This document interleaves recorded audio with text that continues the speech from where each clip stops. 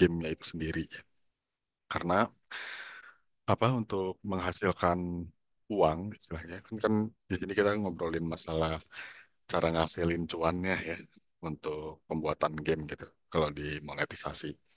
Nah, di sini proses distribusi itu sendiri nanti akan berpengaruh ya maksudnya eh, nanti ada hal-hal yang mesti kita perhitungkan ketika apa kita ingin mencoba mendatangkan uang dari game yang sudah kita buat gitu ya. Di sini juga sebetulnya kalau secara reguler itu memonetisasi game itu memang ada beberapa apa faktor dan ada beberapa pihak ya yang perlu dilibatkan gitu ya. Yang paling utama sebetulnya nanti publisher itu kalau di kita tuh ya eh, kita bikin game kalau nggak lewat publisher kayaknya kurang ini ya kurang atau agak sulit gitu ya. Tapi nanti sebetulnya kita bisa lakukan juga secara mandiri dan itu ada beberapa eh, apa hal yang bisa kita lakukan gitu ya untuk eh, memonet game kita gitu ya. Oh, sebentar.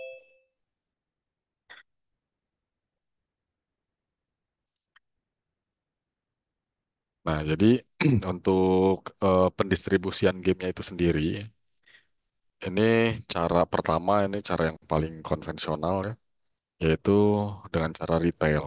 Jadi si game itu dijual secara fisik dalam media penyimpanan, biasanya dalam bentuk storage disk ya, bisa DVD gitu ya, atau kalau sekarang mungkin teman-teman misalkan pengen coba bikin inovasi sendiri gitu ya, karena harga flash disk udah murah, terus apa storage space-nya juga bisa lumayan besar gitu ya, dibanding nanti misalkan teman-teman apa nyimpennya di CD kan udah nggak pakai ya. Sekarang user itu udah sangat jarang bahkan laptop itu kayaknya udah nggak ada yang pakai DVD ya, nggak ada DVD readernya. Jadi bisa masukin ke flash disk karena flash disk itu harganya udah murah. Nah, nanti dikemas sedemikian rupa terus bisa kita jual ya, dimasukin ke retail maksud saya. Nah, jadi nanti eh, hal kayak gini sebetulnya yang tangible seperti ini masih eh, sangat bisa dilakukan ya di zaman sekarang walaupun sekarang banyak yang ya udah tinggal download doang gitu ya misalkan ya tinggal download aja lah ininya nggak perlu ribet gitu. Cuman untuk genre-genre tertentu justru kita bisa menggunakan cara seperti ini untuk mengengage si user kita gitu ya. Jadi kalau misalnya kita udah ngebidik pasarnya seperti apa di genre tertentu itu kita bisa lakukan gimmick istilahnya ya, untuk menggait pasar kita gitu. Nah, kalau ini di retail itu jadi tadi eh, ini nanti disimpan di toko biasanya ya. Tokonya juga toko-toko yang memang khusus untuk penjualan yang berhubungan dengan game atau bisa juga nanti dengan mainan-mainan lainnya gitu ya. Kalau sekarang juga kan mulai banyak tuh toko-toko yang jualan game konsol ya, eh, yang udah mulai buka-buka di mall juga gitu ya. Karena dia misalkan udah punya nama di marketplace, akhirnya buka toko offline gitu. Dan ngincernya ke dalam di apa di dalam mall seperti itu. Nah, kita bisa manfaatkan itu. Nah, terus yang berikutnya, nah ini yang tadi saya sempat bicarakan juga karena kita juga sebenarnya bisa download ya. Jadi ini eh, disebutnya digital distribution. Ini sebetulnya nanti nggak hanya kalau kalau di Play Store sebenarnya atau Google Play seperti ini kan ini kebanyakan nanti untuk yang mobile ya. Tapi nanti eh, masih banyak yang bisa kita lakukan kalau misalkan ini untuk dipakai di PC. Jadi digital distribution ini mirip dengan retail, tapi pembeli tidak dapat langsung ke toko fisik. Tapi nanti mereka masuk ke toko online ya. Terus gamenya diunduh langsung ke perangkat game, bisa ke PC, konsol, dan lain-lain. Terus umumnya game dijual pihak ketiga yang menjual game dari banyak developer. Ya, kayak Steam atau Google Play. Jadi mereka kan sebetulnya pihak ketiga gitu ya. Mereka itu brokernya lah istilahnya. Cuman ngumpulin apa game-game yang ada atau misalkan dia punya space untuk menyimpan atau ya apa ya istilahnya ya menawarkan gitu ya, menawarkan game-game yang sudah dibuat oleh para game maker atau game developer untuk dijual kepada eh, playernya gitu ya. Seperti itu. Nah, terus ada lagi cara distribusi yang lain yaitu dengan cara subscription. Nah, ini nanti subscription ini ada dua bahasan ya. Nanti ada subscription model atau subscription services. Jadi nanti eh, ada model untuk subskripsinya seperti apa, terus ada juga yang bentuknya service ya. Nah, kalau yang model nanti seperti ini. Model subscription itu model berlangganan umumnya berlaku pada game yang membutuhkan koneksi internet di awal bermain atau sepanjang permainan. Nah, terus umumnya durasi berlangganan minimal selama sebulan, lalu kelipatannya. Contohnya ini World of Warcraft ya. Jadi nanti eh, pas mulai ini karena full online gitu ya, jadi nggak hybrid, dia nggak cuman online di awal, misalkan setelah connect baru bisa main offline, nggak seperti itu, tapi memang harus full online. Dan di situ nanti orang yang mau memainkan game ini ya harus subscribe. Terus kalau yang service, ini pelanggan bisa memainkan semua game dalam katalog game yang tersedia saat status subscription aktif, misalkan PlayStation Plus. Jadi kalau misalkan teman-teman udah subscribe di sini, game yang ada di dalam sini itu bisa dimainin semua sama teman-teman gitu ya. Jadi ini sifatnya eh, apa katalog game ya, jadi grouping gitu nanti eh, gamenya disiapkan di satu tempat kumpulan-kumpulan game itu akhirnya nanti bisa dimainkan ketika player itu mensubscribe si ininya ya si platformnya. Nah, berikutnya ada lagi yang namanya microtransaction. Nah, kalau microtransaction itu menawarkan pengalaman yang lebih seru dalam bermain dan dengan membeli konten game tertentu. Nah, jadi di sini eh, di dalam game kita bisa menyiapkan entah nanti item-item ya dan lain-lain itu yang bisa di monetisasi, yang bisa dijual, diperjualbelikan gitu ya. Misalkan contohnya di sini main game kosmetik, terus playable level, in-game currency atau restricted content. Kebanyakan pada game mobile ini ya, yang microtransaction ini. Nah ini nanti jenis-jenisnya ada DLC, loot box, season pass, battle pass. Nanti ada contoh-contoh. Nah kalau DLC itu downloadable content adalah contoh microtransaction yang memperluas konten game sebagai expansion pack. Misalkan ada skin baru, gitu ya. Contoh kita misalkan main game first person shooting gitu ya.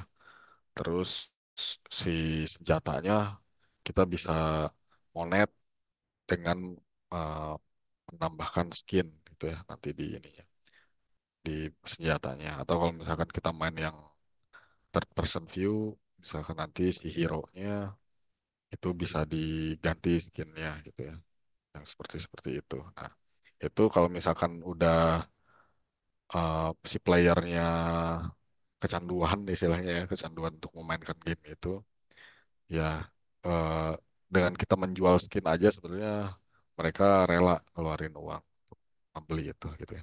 Mungkin di sini juga teman-teman ada ya yang sampai pengen beli skin gitu ya. Nah kan nanti skinnya dijualnya dipaketin gitu ya, dibundling dan lain-lain. Terus bisa juga map baru atau story baru atau game mode baru. Nah, ini DLC sistemnya. Jadi sebentar ya. Jadi apa? Dia downloadable content. Baru bisa download ketika udah membeli itu gitu ya. Oke, terus yang berikutnya ada loot box. Ini merupakan item berbayar yang beri reward tidak terduga. Jadi eh, di sini sebetulnya nanti pakai probabilitas ya. Jadi si itemnya juga bisa aja random ya. Sebagai pembuatnya juga sebetulnya kita bisa aja nggak perlu disetting hari ini ngeluarin yang mana gitu ya. Nggak benar-benar di random. Jadi nanti playernya juga untuk dapetin ini tuh ya eh, tergantung rezeki ya, tergantung rezekinya. Bisa tiba-tiba dapat item yang langka gitu ya, yang rare gitu ya, atau misalkan ya dapat yang biasa-biasa aja. Nah, cuman biasanya untuk menarik perhatian, memang item-item yang ada di dalam sini itu nanti bisa dikombinasikan gitu ya. Atau nanti sih kita sebagai developer juga bisa mungkin di awal-awal itu sering-sering ngeluarin item-item yang benar-benar powerful buat si playernya sehingga nanti eh, mereka kalau ngelihat kayak gitu apalagi nanti mulut ke mulut dari player yang lain gitu ya, wah ini saya kalau beli loot box, kalau beli yang berbayar ternyata eh, dalemannya keren-keren gitu ya, jadi bisa mempengaruhi pemain lain untuk ikutan beli juga gitu. Nah terus ada lagi season pass. Nah yang season pass ini biasanya bundling gitu ya. Jadi nanti menjual berbagai macam DLC dalam satu paket gitu. Nah, dengan harga yang umumnya lebih murah. Jadi kalau misalkan nanti kita bisa kasih perbandingan langsung gitu ya di si ininya, di si gamenya. Kita bisa informasikan secara langsung, kita liatin, kita kasih komparasi gitu ya, di compare. Ini kalau misalkan belinya DLC-nya hanya yang non paket, misalkan harga per itemnya sekian. Anggaplah per itemnya $5. Kalau misalkan belinya yang bundling pakai season pass, misalkan nanti season pass itu isinya dapat item itu, terus ditambah bisa kebuka map apa, misalkan ya. Terus kalau dihitung-hitung, misalkan, oh ini kalau tadi satuannya $5, dihitung-hitung misalkan jadi $25 nih kalau misalkan beli satuan. Ternyata kalau misalkan pakai bundling kayak gini, dia cukup bayar $20 misalkan. Nah, berarti hemat $5. Nah, itu secara eksplisit teman-teman bisa perlihatkan itu gitu sehingga bisa menarik perhatian si player untuk membeli gitu ya. Nah, terus eh, biasanya kalau season pass ini dia mainan momentum juga gitu ya. Jadi ada momen-momen tertentu yang akhirnya season pass ini dibuka gitu. Misalkan ada event-event spesial gitu ya. Kalau sekarang kadang kayak misalkan eh, musim-musim gitu ya, ikut-ikut musim, misalkan summer, terus ada juga nanti yang misalkan eh, pas mau Natal biasa satu Natal nanti ngebuka, atau nanti ada juga Halloween atau apa ya ngikut-ngikut ini aja eh, hari-hari yang biasa atau event-event yang biasa di apa ramein sama masyarakat secara global gitu ya. Nah, itu bisa kita pakai momen-momen itu untuk menjual dalam tanda kutip menjual ya sistem PES ini. Sampai sini gimana masih aman teman-teman? Kalau kecepatan bilang ya. Coba Aman, saya Pak. aman. Oke, sip sip.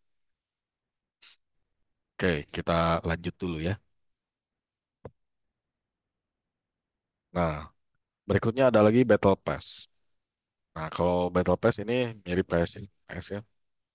Cuman secara default player itu harus berkompetisi dalam menyelesaikan misi tertentu. Jadi Battle Pass ini dihadirkan untuk memberikan opsi lain sehingga player dapat menyelesaikan misi dengan melewatkan kompetisi tersebut. Nah, di sini misalkan, aduh ini ada stage misalkan atau ada apa misi yang benar-benar apa nggak mungkin dilakukan. Nah, ini juga kadang jadi strategi ya. Mungkin teman-teman juga suka main game, udah ada misi-misinya tuh, quest-questnya ya dikasih. Nah, ada satu quest yang wah ini nggak memungkinkan nih, nggak tahu kapan eh, diberesin ya, misalkan itu si misi ini rada mustahil gitu ngeberesinnya.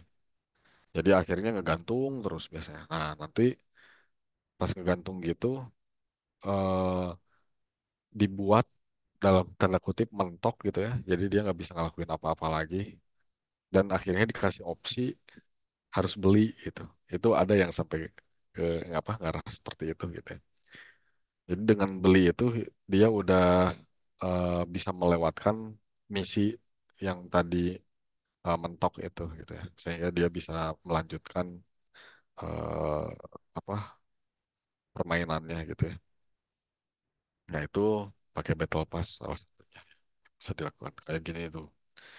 Di sini dijual harganya ada yang 329.000 nanti isinya apa aja. Terus ada juga yang ini sampai berapa nih? Oh kalau ini 159.000 ya. Tadi yang kiri ini lebih murah lah. Nah terus berikutnya ada lagi namanya player trading. Oke. Jadi eh, ini mungkin di RPG biasanya ya suka ada.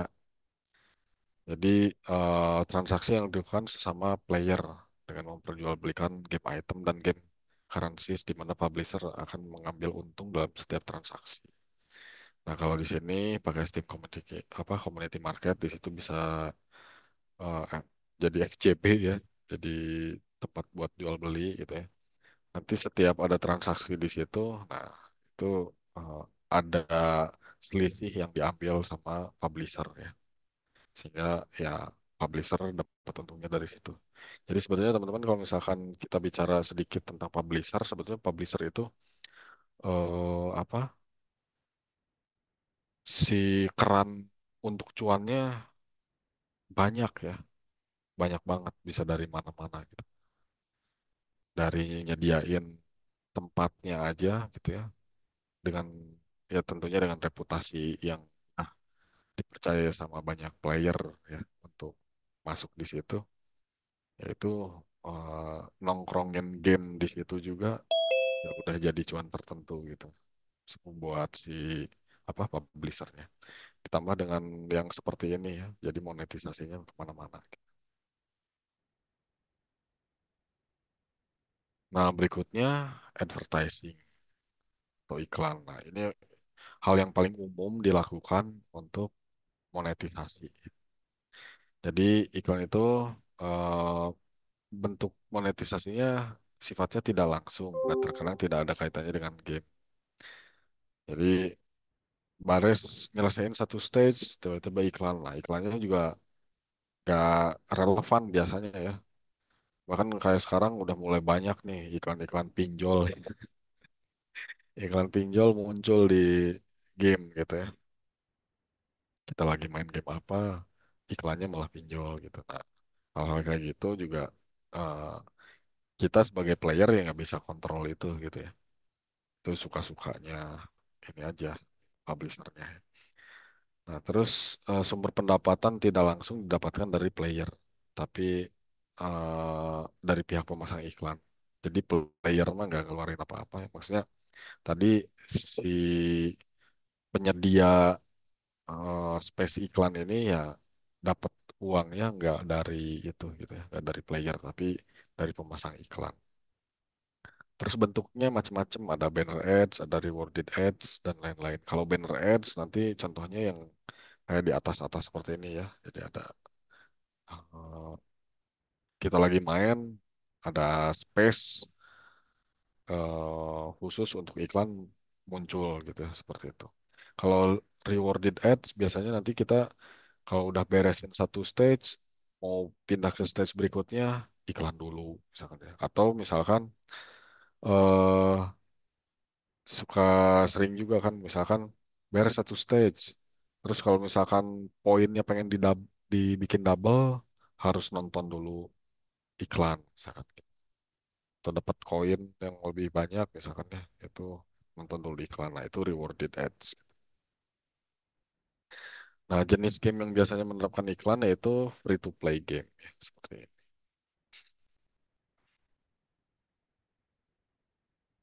Terus berikutnya, nah ini contoh apa? eh PC game distribution yang lain ya. Di sini ada Sell My App namanya. Nah, ini saya belum cek lagi ya ini ke Sell My App itu masih ada atau enggak. Ntar saya sambil coba lihat dikit ya. Sell My App. Oh, masih masih eksis ternyata ya. Nah, jadi di Sell My App ini dia apa tempat untuk nanti menyimpan apa game-game juga gitu ya. Jadi kita bisa jadi kayak marketplace-nya game gitu ya. Kita sebagai game developer nanti bisa nongkrongin game kita di sini. Terus nanti kalau misalkan udah playernya pengen mainin game tersebut, ya harus bayar sejumlah uang yang sudah ditentukan sama si publisher ini dalam hal ini si Sell My App ini gitu ya. Nah, jadi ini kalau misalkan kita cek, misalkan oh saya pengen main yang ini Tile Crash, oh, harganya $199 misalkan gitu ya. Ini jadi ini mirip marketplace jadinya ya. Nanti masukin ke cart, ke keranjang gitu ya. Nanti check out. Setelah check out nanti akhirnya kita bisa main game ini. Yang berikutnya ini yang sangat umum juga ya, Unity Asset Store. Jadi di sini selain game, kalau ini banyak dipakai juga untuk si developer ya. Jadi eh, untuk membuat game itu sekarang juga banyak hal yang bisa kita lakukan sebagai developer tuh. Misalkan, oh ini saya pengen bikin yang pakai mau bikin game puzzle misalkan gitu ya. Cuman kita nggak perlu bikin dari nol gitu. Misalkan ini udah ada kitnya gitu ya. Nanti bentuknya biasanya Unity Asset gitu ya. Jadi Unity Package lah gitu ya. Nanti itu bisa cari di Unity Asset ini. Nah, harganya macam-macam ya. Di sini kalau ini nih, dia ngasih diskon 50%, harganya $25 untuk Adventure Puzzle Kit. Jadi nanti dalamannya seperti apa? Nah, itu nanti bisa dicek, sorry, bisa dicek sama si developer itu. Bahkan kalau di sini kebanyakan di Unity Asset Store itu eh,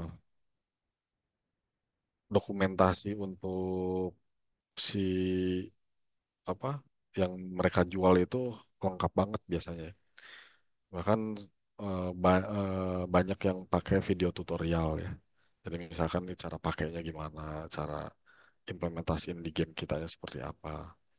Terus nanti ada dokumentasi secara tertulis misalkan gitu ya. Itu nanti bisa kita pelajari sebagai developer menggunakan aset tersebut misalkan kayak gitu. Sehingga eh, pembuat game itu atau developer game saat ini gitu ya untuk membuat game itu sebetulnya effort mereka sekarang udah nggak begitu besar ya. Kecuali kalau memang misalkan masih punya idealisme untuk segalanya sendiri dan memang ada kemampuan untuk membuat itu ya itu biasanya nggak dipakai yang ini gitu ya. Cuman biasanya di Asset Store itu ya atau tadi misalkan kita ke yang marketplace untuk game gitu. Kalau ini kan gamenya ya, kalau ini aset-asetnya ya. Nah, kita sebagai developer biasanya memang lebih banyak membutuhkan aset-aset yang dijual seperti ini gitu ya.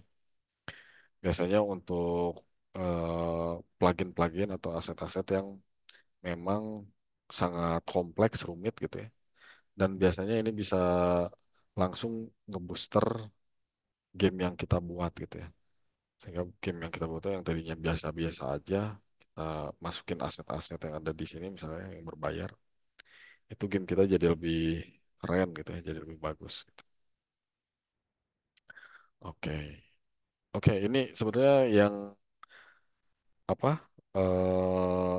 materi hari ini sebetulnya baru sampai situ dulu ya. Jadi kita bicarakan tentang PC game monetisasi. Monetisasi untuk game PC gitu. Sampai sini teman-teman ada yang mau ditanyakan dulu nggak?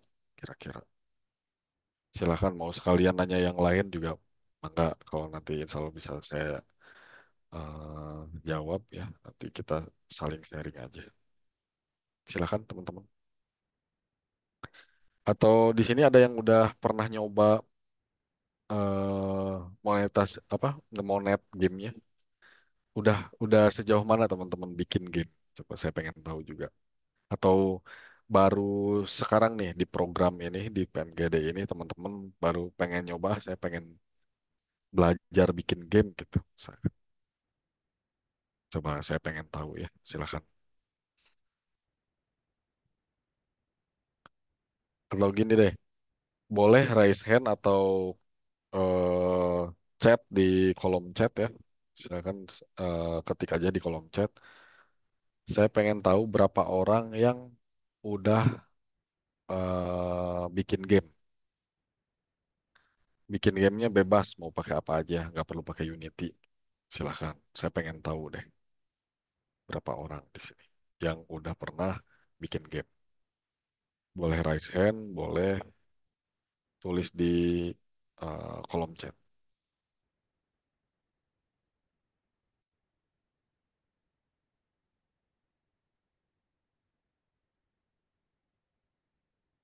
Wah, belum ada sama sekali ini yang pernah bikin game.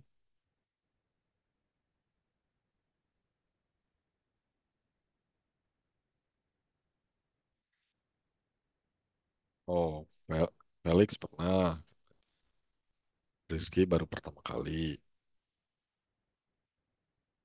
David baru mulai belajar. Oke, belum pernah.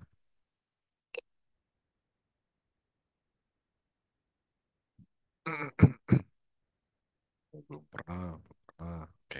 Kalau Felix pernah pakai apa Felix bikinnya?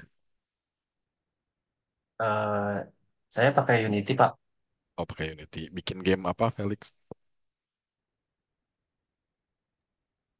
Bikin game untuk ini sih edukasi untuk pendidikan buat belajar keyboard gitu, Pak. Biar orang-orang bisa Oh, paham dengan keyboard. Bisa menggunakan oh, keyboard gitu biar hafal. oke. Keyboard di sini keyboard alat musik maksudnya Felix? Laptop, Oh, laptop. Oh, komputer oke. gitu.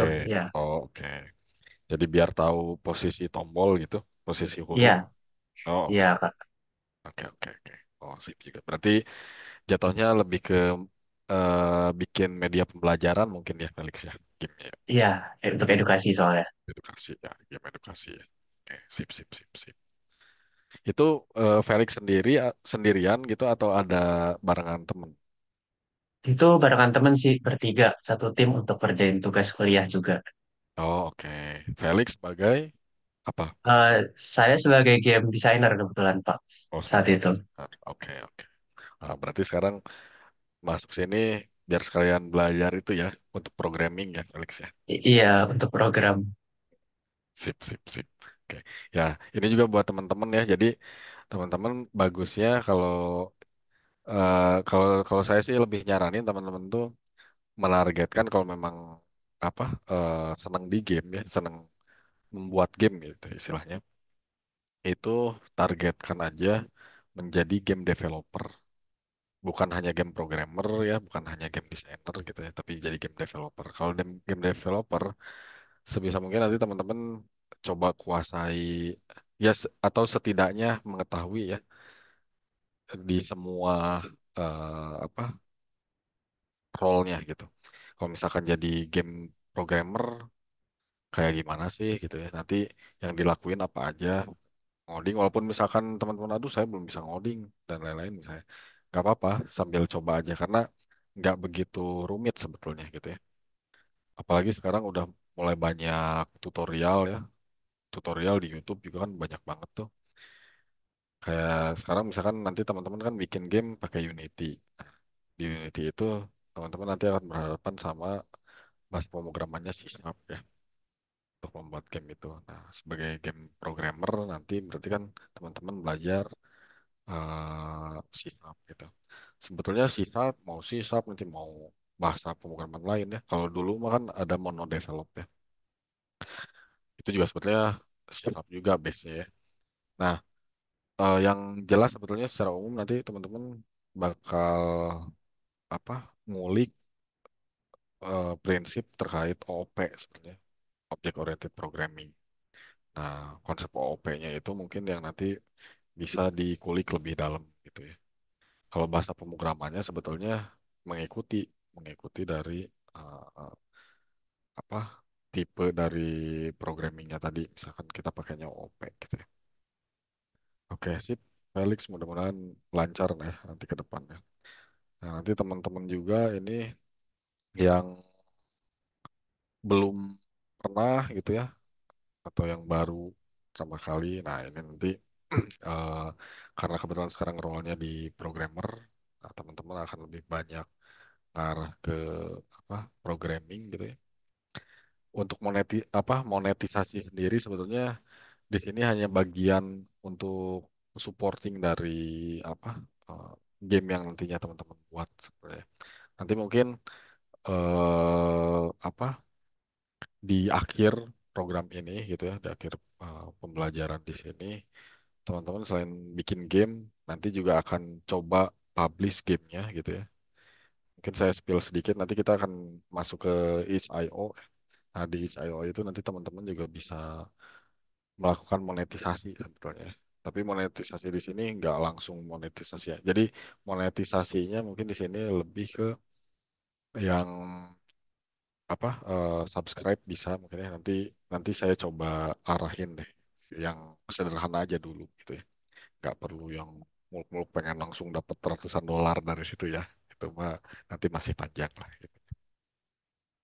Oke, ini ada pertanyaan juga dari Riza ya, bagaimana cara mempertimbangkan harga dari sebuah game yang dibuat. Oke, karena di satu sisi pasar Indonesia ini kebanyakan hanya tahu game gratis. Ya, ya, ya, ya memang gini. eh ini saya kalau mau menjawab yang pertanyaan Riza, sebenarnya memang kita perlu cek dulu ya, ngecek pasar ya, ngecek pasar. Kita kalau misalkan pasarnya di Indonesia, memang pasar Indonesia itu termasuk pasar yang unik sebenarnya teman-teman. Kenapa saya bilang unik? Ada game yang istilahnya mereka mau bayar berapapun gitu ya, ketika ada di game tersebut.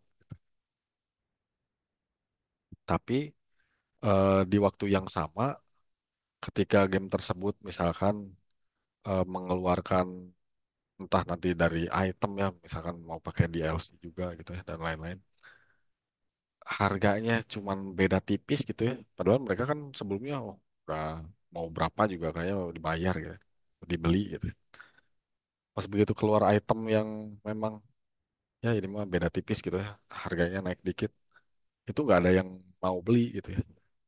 Atau misalkan kayak barusan tuh katanya kaget ya ngelihat gamenya berbayar setahunnya main game tuh gratis gratis aja gitu ya nggak mau bayar-bayar gitu. Nah itu memang pasar itu akan sangat menentukan ini ya. Kalau saya sih memang eh, lebih mengarahkannya ini kita bukannya nggak cinta Indonesia ya, tapi ini juga sebetulnya bisa sedikit ngedrill kita sebagai game developer ya. Gimana caranya memberikan atau membuat game yang eh, memperhitungkan kualitas ya. Sehingga kita orientasinya kalau bisa sih bikin game itu bisa dipasarkan secara global gitu. Jadi nanti pasar kita tuh nggak hanya pasar Indonesia tapi pasar global. Bahkan kebanyakan juga memang by default tuh malah coba jualnya ya, istilahnya jualnya itu di pasar global gitu.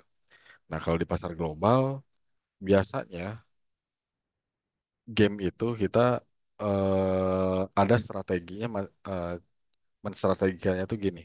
Kita bikin beberapa buah game gitu ya. Game utama kita simpen dulu, kita munculin game yang bukan game utama kita yang mau kita jual beneran gitu ya. Kita keluarin satu game, tapi kualitasnya tetap bagus gitu ya, tetap bagus. Cuman mungkin gameplaynya nggak begitu panjang ya. Kita bikin yang pendek aja.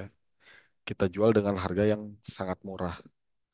Anggap misalkan kita lihat di sebuah apa eh, tempat gitu ya, atau kayak tadi marketplace-nya game itu dijualnya itu paling rendah, anggaplah harganya $5 misalkan, paling rendah gitu. Terus kita memang dikasih limit kalau kita mau jual itu paling rendah $5. Ya udah kita kasih $5 harganya. Cuman kita harus bisa perlihatkan di situ untuk dokumentasinya ya. Nah, ini mirip-mirip kayak kita di channel YouTube gitu ya. Kita bikin thumbnail yang bagus gitu ya. Terus terlihat profesional banget, tapi harganya $5. Nah, itu biasanya narik dulu perhatian untuk calon player baru kita gitu ya. Nah, nanti ketika misalkan udah senang sama game ini si developer ini ini nih maksudnya keren gitu ya. Dan benar-benar gamenya udah mau bagus tapi harganya murah gitu. Nah, nanti kita tiba-tiba masukin game yang agak berbobot, harganya eh sebisa mungkin sih jangan langsung signifikan gitu ya perbedaan harganya gitu. Jadi eh, pertimbangan harga itu biasanya memang pertama kita kalau masuk ke sebuah tempat gitu ya, di mana di situ ada kumpulan game gitu ya, yang kayak tadi kayak marketplace gitu. Kita biasanya mempertimbangkannya dengan cara melihat harga pasaran, harga pasaran. Jadi jangan jangan terlalu muluk kita pengen wah ini game kita nih bagus nih harganya langsung segini. Nah, itu juga agak sulit ya karena kalau untuk yang pertama, kecuali kita udah nyimpen game udah beberapa, udah dikenal orang yang ada di sana gitu ya, di komunitas itu atau di tempat itu, nah, baru boleh kita harganya agak naik gitu ya. Itu mungkin Riza ya untuk pertimbangan harga. Cuman standarnya sih biasanya ngikutin harga pasar dulu di awal gitu ya. Mudah-mudahan menjawab ya. Nah, terus Rizky, apakah worth it dengan game yang menggunakan sistem pay to win untuk memenangkan sebuah stage? Nah, ini tergantung sebetulnya. Tergantungnya kenapa? Karena misalkan kita kalau misalkan stage-nya, jadi tergantung stage-nya ya. Jadi kalau misalkan kita udah biasanya gini, pemain player itu akan rela mengeluarkan uangnya ketika dia udah tahu stage-stage sebelumnya itu memang layak untuk dimainkan gitu ya. Jadi dia benar-benar nunggu untuk stage berikutnya. Itu biasanya kita juga sebagai developer nge-monitor itu ya, harus bisa mantau itu. Cara mantaunya bisa macam-macam. Kita bisa bikin komunitas gitu ya. Apalagi kayak sekarang misalkan kita bikin komunitas di Discord. Misalkan kita bikin game, terus nanti bikin juga komunitasnya di Discord untuk game tersebut gitu ya. Nanti di situ kita bisa pantau tuh, ngelihat reaksi secara nggak langsung ya, ngelihat reaksi player-player kita tuh seperti apa sih terhadap game kita. Apakah banyak yang addicted atau gimana gitu.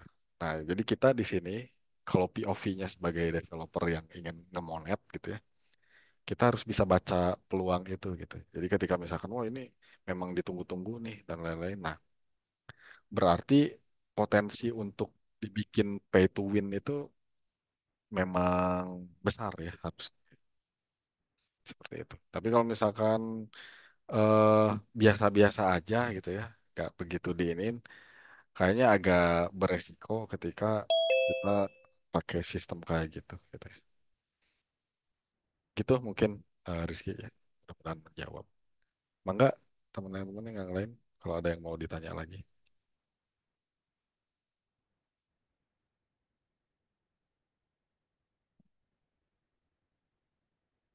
Nah, cuman di sini ya nanti teman-teman bisa mulai berstrategi. Maksud saya gini, saya bahkan sempat di satu kesempatan ya coba saat itu mendevelop sebuah game. Tapi kalau ini sih gamenya memang pesanan ya waktu itu, pesanan sebuah corporate lah gitu ya. Bikin game, gamenya juga nggak yang kompleks, game sederhana. Cuman di situ saya baca peluangnya seperti ini. Saya menyiapkan space. Nah, enaknya kita sebagai developer tuh gitu ya. Kita siapkan space di dalam game kita, gitu ya. Sehingga kalau tadi dalam hal ini ya di kasus saya itu kan saya mengakomodir kebutuhan klien gitu. Jadi si klien ini saya kasih pilihan lagi saat saya nge-develop game itu gitu ya. Saya kasih pilihan tambahan gitu ya. Ini mau nggak misalkan bayar lebih, tapi nanti in game itu klien saya ini bisa banyak promosi gitu ya. Jadi promonya kalau tadi mungkin teman-teman lihat yang advertising ya, yang iklan itu kan nyimpennya di banner gitu ya. Terus nanti ketika pindah stage itu muncul iklan. Itu memang buat si publishernya bisa untung tuh, karena kan tadi dia dapat cuannya dari penyedia dari apa pengiklan gitu ya. Tapi kalau di sini misalkan kita udah bikinnya memang untuk seorang klien mau korporasi atau apapun gitu ya. Nah, di situ dia bisa selalu beriklan di dalam gamenya langsung gitu ya. Jadi kita udah nyiapin space di situ.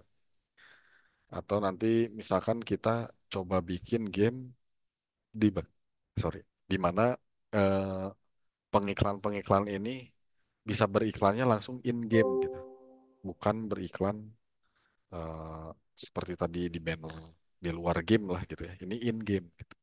Nah, itu juga teman-teman mungkin bisa coba perhitungkan ya. Karena nanti untuk menyematkan eh, iklannya tadi, menyematkan si brand dari pengiklan itu, kan sekarang mah udah lebih enak ya. Kita bisa bikin item-item yang dynamic dan itu bisa kita gonta-ganti istilahnya dengan brand-brand si pengiklan tadi. Gitu teman-teman ya. Jadi nanti itu mungkin bisa jadi salah satu eh, hal yang bisa diperhitungkan sama teman-teman deh. Kalau kita bicara tentang monetisasi. Enggak, teman-teman ada lagi yang ingin ditanyakan atau dibahas? Silakan.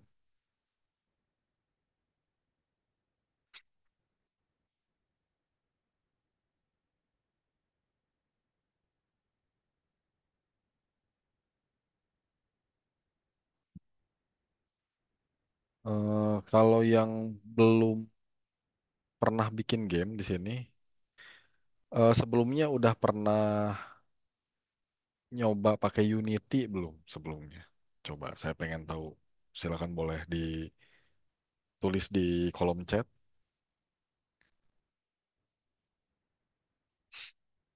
yang pernah pakai Unity atau baru sekarang juga nih ngelihat Unity misalkan ya.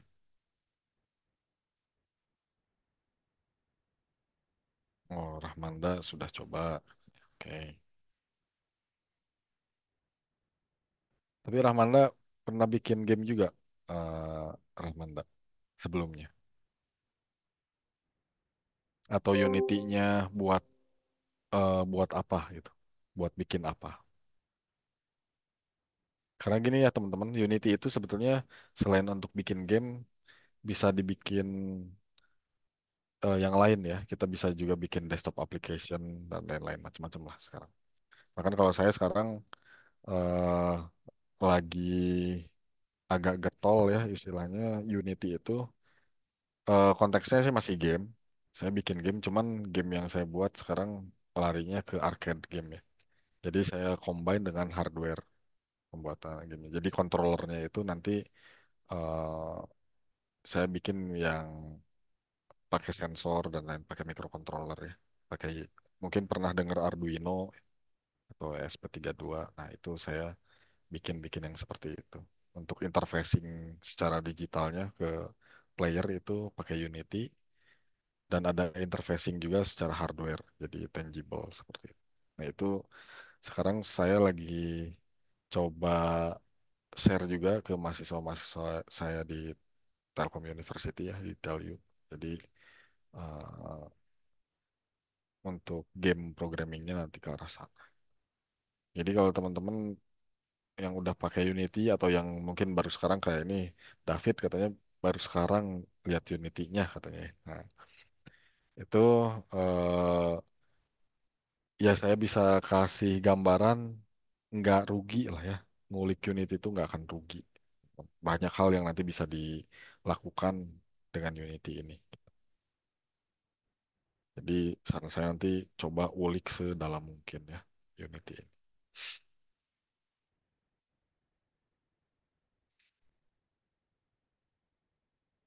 Nah, kalau David saya pengen tahu nih katanya baru lihat Unity-nya ya katanya.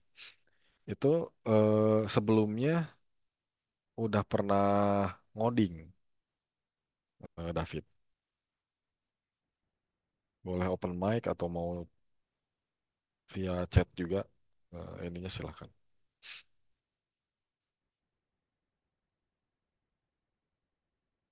Oh, ngoding website. Oke. Ngoding websitenya pakai framework tertentu, David, atau pure PHP atau gimana? Biasanya kalau sekarang mainannya udah pakai framework ya. Laravel, CI misalnya. Atau apa tuh.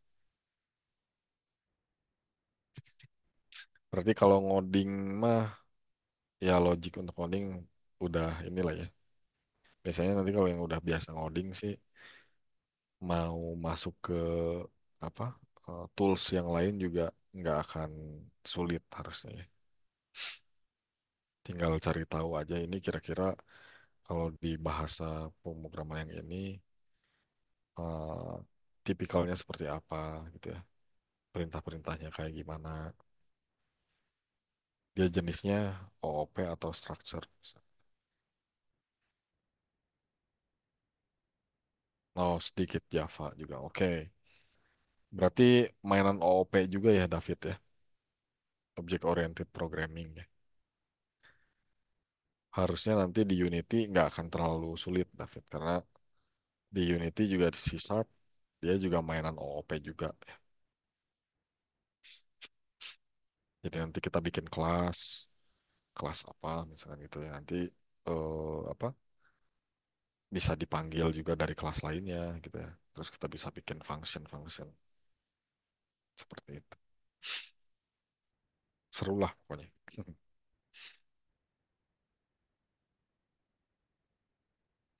Oke. Sebentar. Oh iya, saya coba ini dulu ya, bentar ya. Nanti teman-teman, kalau untuk pertemuan hari ini kebetulan memang belum saya iniin terkait tugasnya ya. Sebentar, bentar. Saya mau cek dulu.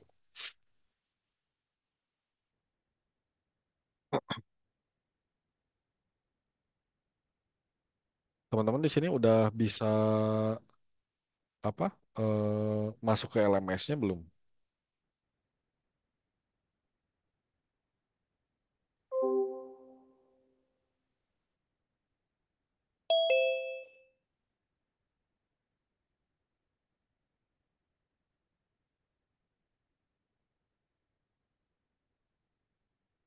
Oke, oke.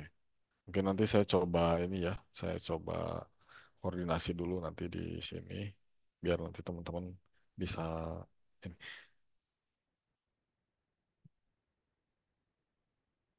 Oh ya ini masih yang lama kali ya. Oke, oke, oke.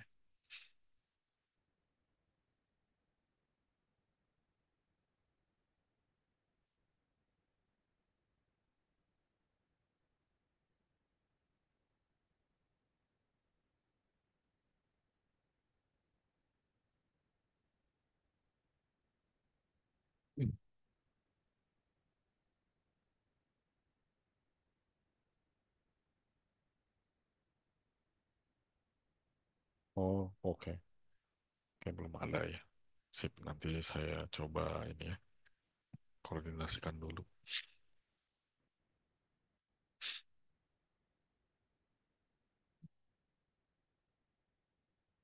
Oh, David pernah bikin yang kayak cookie clicker katanya, ya. Oke. Itu pakai apa David bikinnya? JavaScript kah atau apa? Kalau basisnya web bikinnya atau yang atau di mana bikinnya?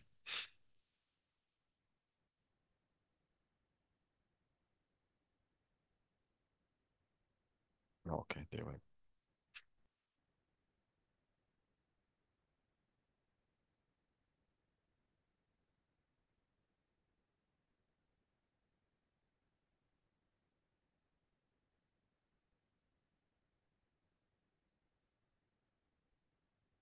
Oh ya, di sini teman-teman udah kebagi kelompok belum ya?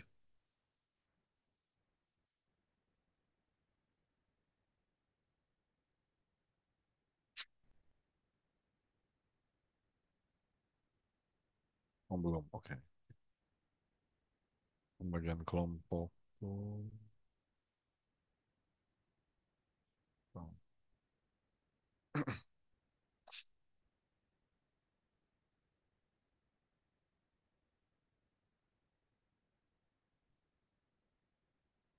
oh, di PTC.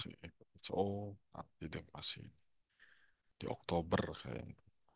Di, di Oktober itu akan ada pembentukan tim capstone.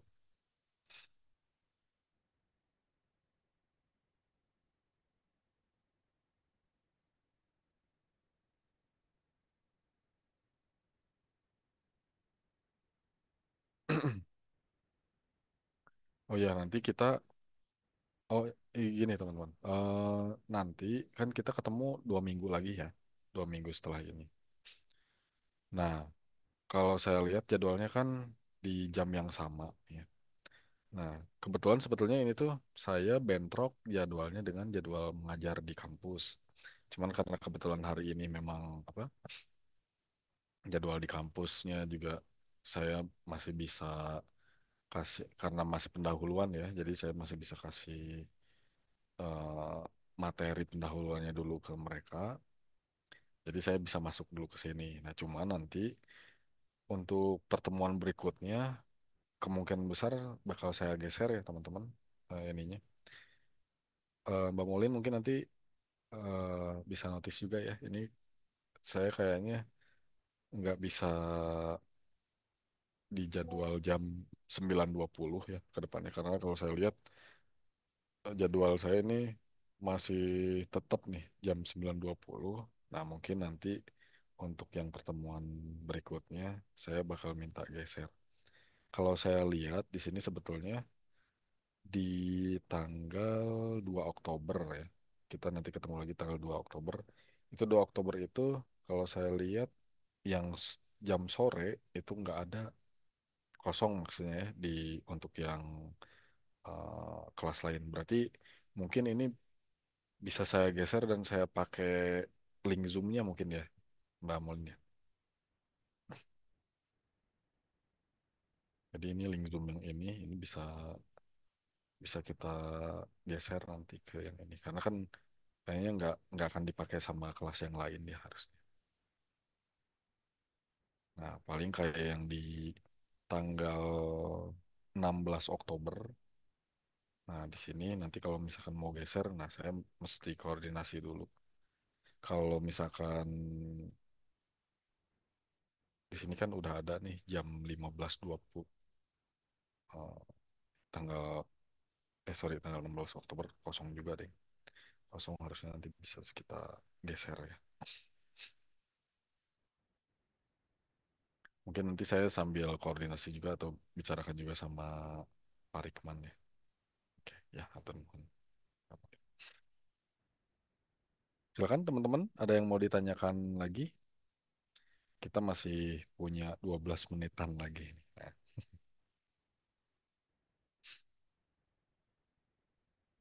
oh tadi Rahmanda saya belum tahu nih.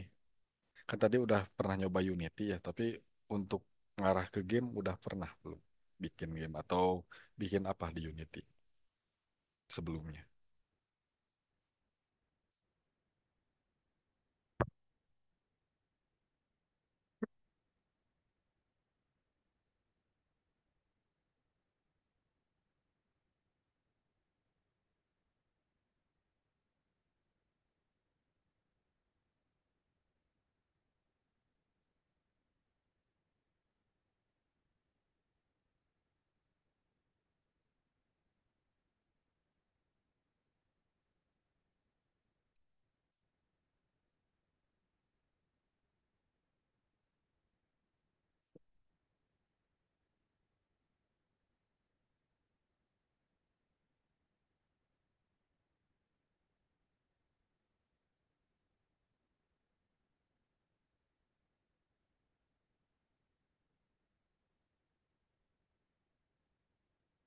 Rahmanda ke monitor kali ya.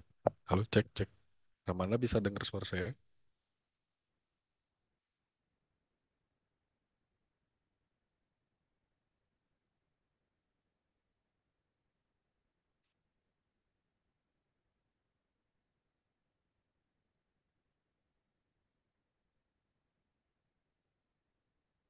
Boleh open mic Rahmanda atau mau tulis di kolom chat juga boleh ya.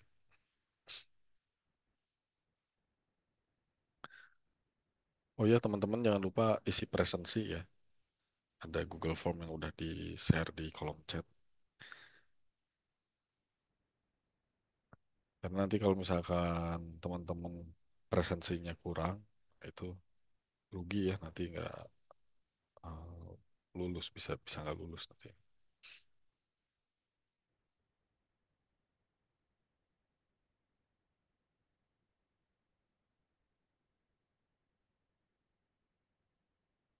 Nah nanti untuk apa pertemuan berikutnya ya teman-teman, eh, kita bakal masuk ke HIO ya.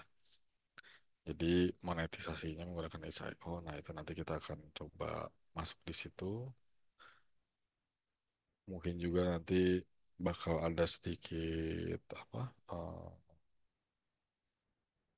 praktek yang bakal saya lakukan gitu ya di situ. Jadi nanti saya bakal apa didemonstrasikan di HIO-nya. Nah, jadi nanti teman-teman bisa ikut nyoba juga. Itu kita insya Allah di 2 minggu ke depan ya, di tanggal 2.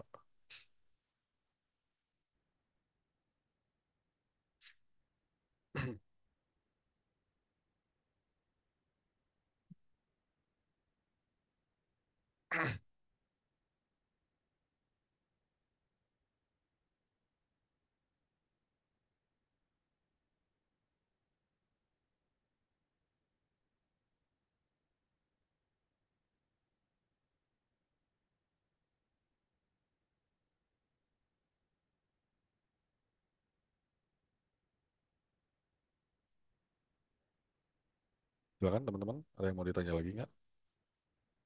Nggak usah malu-malu ya. Atau mau nanya di luar apa topik ini, mangga, nggak apa-apa, silakan. Atau masih ada yang kurang dimengerti gitu ya di topik monetisasi ini, silakan.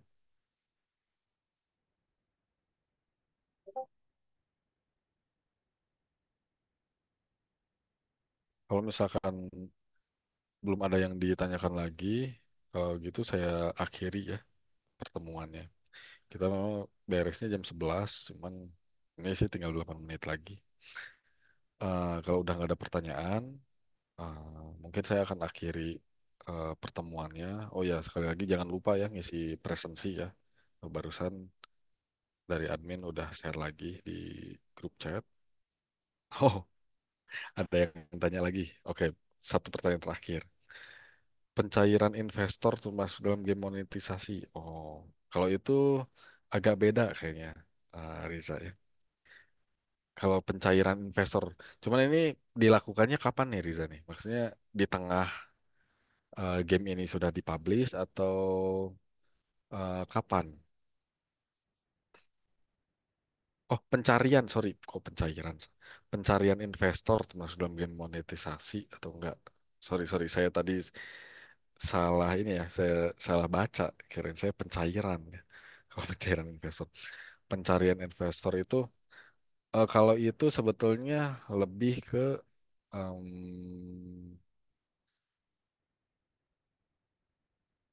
ini investornya saat, nah saya mau tanya balik dulu ya ke Riza ya. Cari investor ini dalam rangka kita nge-build gamenya atau setelah gamenya jadi, Riza. Coba deh. Karena gini, ada yang ketika misalkan kita udah jadi nih game ya, terus mau kita pasarkan nih, kita pengen pasarkan kan gamenya ya. Nah, pengen pasarkan nggak ada dana, kita harus cari investor misalkan seperti itu. Kita cari investor untuk bisa mendanai apa si game ini untuk dimarketingkan lah istilahnya seperti itu untuk nanti dipublikasikan gitu. Nah nanti di situ kan butuh eh, marketing gitu ya. Nah di marketing itu nanti eh, kita biaya-biayanya udah kita ukur sedemikian rupa gitu. Nah kalau yang semacam itu sebetulnya bukan monetisasi, tapi kalau monetisasi itu lebih ke arah kita memang menjual eh, game ini gitu ya, game kita ini dengan cara-cara yang tadi udah saya perlihatkan ya ininya. Mulai dari jualan secara retail atau nanti kita ngejual item atau ngejual yang lain kayak kayak gitu.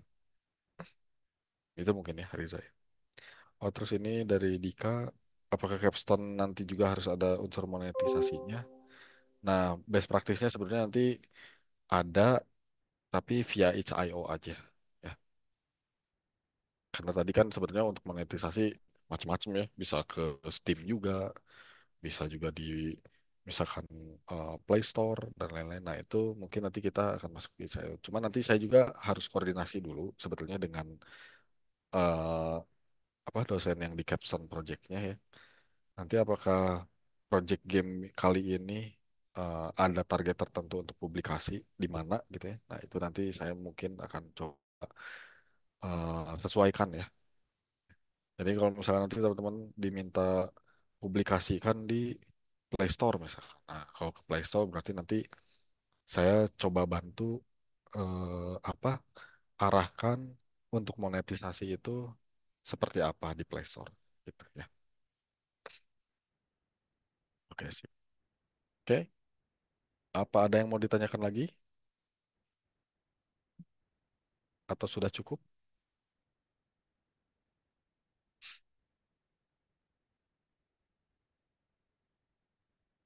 Oke, kayaknya cukup ya. Oke, kalau gitu saya akhiri pertemuan hari ini. Sekali lagi terima kasih ya teman-teman. Mohon maaf kalau ada salah-salah kata atau kata-kata yang kurang berkenan. Saya akhiri. Terima kasih. Wassalamualaikum warahmatullahi wabarakatuh. Selamat pagi menjelang siang. Recording stopped. Terima kasih, Pak. Ya, sama-sama.